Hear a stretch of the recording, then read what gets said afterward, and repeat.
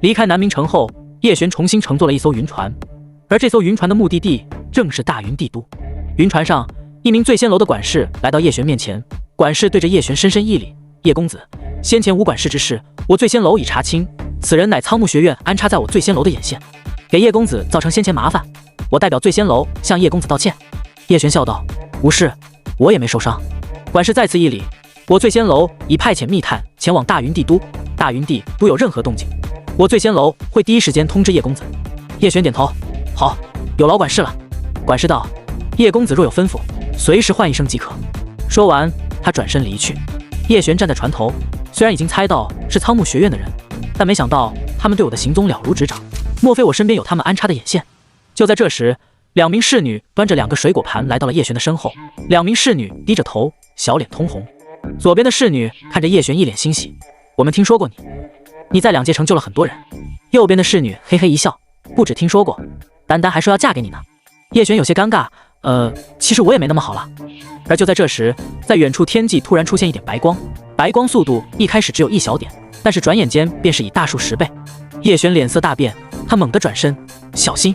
声音落下，他身形一颤，来到了离他最近的丹丹面前。他一只手拉住丹丹，正要去接离他还有丈许位置的童童时，一道长达100丈的光束突然轰在云船上，刹那间，整个云船轰然迸碎，无数碎片朝着四周飞溅。落在地面后，叶璇看着身旁的丹丹：“你没事吧？”丹丹摇了摇头：“没事。”突然，他想起了自己的好姐妹童童，经过一番寻找，在不远处找到了昏迷不醒的童童。丹丹看着童童的样子，急得直哭。叶璇有些自责，这绝对不是意外，一定是冲着我来的，是自己连累了他们。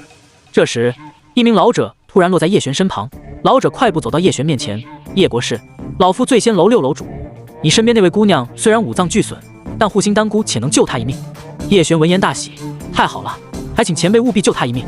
”6楼主看了一眼叶璇，他犹豫了下，然后道：“只不过这护心丹一枚就要6000万金币，加上这姑娘伤势极重，怕是得长期靠护心丹养活经脉，长此以往可不是一笔小开支啊。”叶璇语气十分坚定：“前辈放心，他所消耗的丹药都记到我头上，由我来负担。